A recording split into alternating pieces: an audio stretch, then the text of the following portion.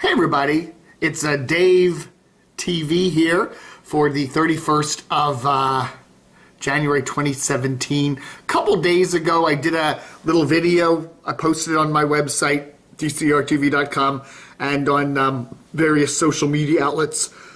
Feud between Brian and Larry at WMAL. And I just wanted to report on another little development.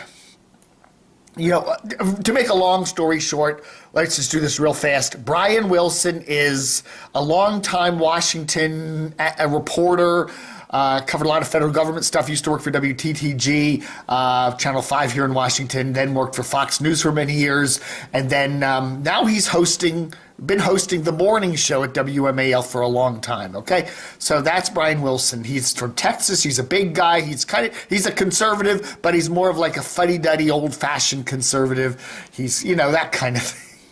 Kind of an older dude. And then you have Larry O'Connor. Larry was brought on board a couple years ago. He's a Breitbart guy. He's kind of wired into the alt-right stuff. He's younger. Even though he's married and married and straight, and has a bunch of kids from various previous marriages, you know, he has that certain kind of a swishy metrosexual kind of air about him, very much into Broadway and show tunes and entertainment news. So they had a good chemistry. They always had a good chemistry, Brian and Larry.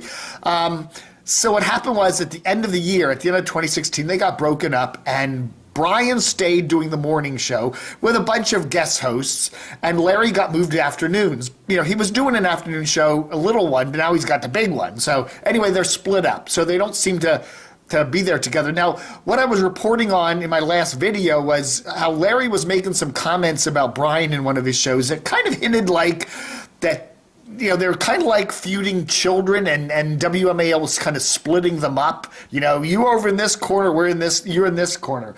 And that was my, you know, and you get that. A lot of these radio guys don't like each other. They have to work together. They're sometimes paired up, and everybody likes the pairing, but they really can't stand each other. You get that a lot in the radio business. So anyway, the interesting thing was yesterday, which was yesterday, the 30th of January. There's a bobcat that escapes from the National Zoo here in Washington, and Larry decides to do this thing called Critter News, which is something he did at his old show with Brian, okay? They play a little jingle, and they do this little thing, and you know, they just do a funny little bit, okay? Oh my God, it's my eyes itching all of a sudden. So anyway, they did that, and that was all well and cool. So then Brian, this morning, the 31st, comes on and does the same thing. Okay, they're doing the Critter News with the Bobcat story. And then Brian goes into this little tirade about how Larry appropriated his bit and how Critter News is Brian's registered trademark. In fact, Brian even said he has the Critter News URL website address reserved. So, and then he said something jokingly serious, made a joke about, well, if Larry wants to use the Critter News segment from now on, he has to at least get Brian's permission because it's a trademarked segment. So, I don't know, that was a weird little thing in there, kind of like, you know, hinting at there's some sort of a feud going on. Now, a lot of times radio stations will like to kind of build that up because it gets listeners, and people will often tune in to hear the feud or to hear whatever they're commenting on. So you know, you wonder if this is some sort of a manufactured thing to generate a little publicity like what I'm doing here, or whether this is really a disagreement. But it just sounds to me like Brian and Larry don't seem to really like each other, and this was a separation. They wanted to keep both people at the station, and but they couldn't have them on the same show. So I don't know. The interesting thing too, you hear about. I've been covering, you know, the Washington media thing for generations now.